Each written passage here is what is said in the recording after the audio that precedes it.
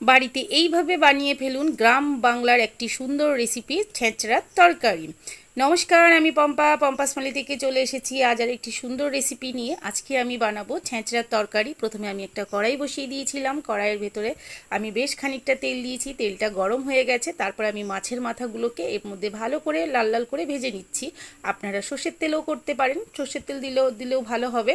এবার আমার মাছের মাথাগুলো ভাজা হয়ে গেছে। এইভাবে আমি মাছের মাথাগুলোকে ভেজে নেব। আরও 2 পিস মাছের মাথা আছে, সেগুলোকেও আমি বেশ লাল লাল করে ভেজে নেব। এই যে মাছের মাথাগুলো ভাজা হয়ে গেছে, এটাকে আমি তুলে নিচ্ছি। বাকিটাও ভাজা হয়ে গেছে।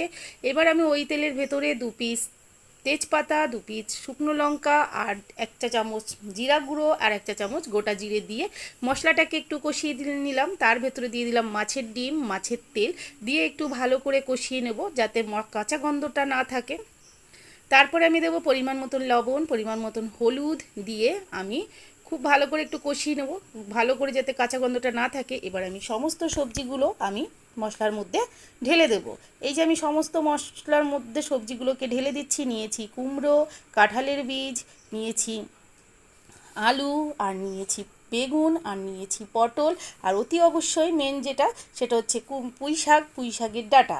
এবার আমি মশলার মধ্যে ভালো করে সবজিগুলোকে মিশিয়ে দেব। রেসিপিটি আমার মা খুব সুন্দর টেস্টি করে বানাতো। আমি অতটা ভালো বানাতে পারছি না, তবে খারাপ হয়নি, ভালো হয়েছে। আর বাকিটা আপনারা বলবেন। এবার আমি বেশ খানিকক্ষণের জন্য এটাকে ঢেকে দেবো যাতে এর ভেতর থেকে জলটা ছেড়ে সবজিটা বেশ সুন্দর করে একটু নরম হয়ে যায়। এবার দিয়ে দেবো আমি কাঁচা লঙ্কা, 4-5টা কাঁচা লঙ্কা দিয়ে দিলাম। কাঁচা লঙ্কাটা একটু পরে দিলাম কারণ ডাঁটাটা সেদ্ধ হতে একটু সময় লাগবে। সময় লাগলে লঙ্কাগুলো গলে যাবে, ওই জন্য একটু পরে দিয়েছি। আবার একটু ঢেকে দিয়ে ঢাকনাটাকে খুলে নিয়ে দেখুন অনেকটাই আমার 50% সবজিটা হয়ে গেছে। এবার আমি পরিমাণ মতন একটু অল্প পরিমাণে জল দেব। জল দিয়ে যখন জলটা বয়েল হবে তার মধ্যে আমি যে ভেজে রাখা মাছের মাথাগুলো ছিল ওই মাথাগুলোকে আমি এর ভেতরে দিয়ে উপর থেকে পুঁই শাকগুলোকে দিয়ে বেশ খানিকক্ষণের জন্য আমি এটাকে ঢেকে দেব।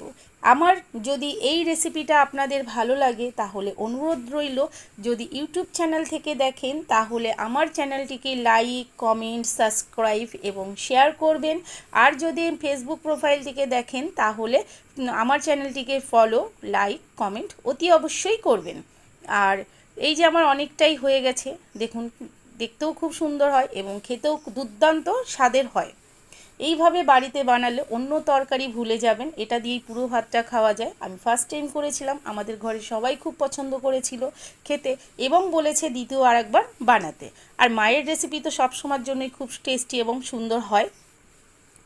এই যে আমার পুঁই শাকের ছেঁচড়ার তরকারিটা হয়ে গেছে, দেখুন কি সুন্দর হয়েছে। বেশ এটাকে টান করে গ্রেভিটাকে আমি টান করে করেছি, যতটা ড্রাই হবে ততটাই খেতে ভালো লাগবে। তাহলে এখন আসি, সবাই ভালো থাকবেন, সুস্থ থাকবেন।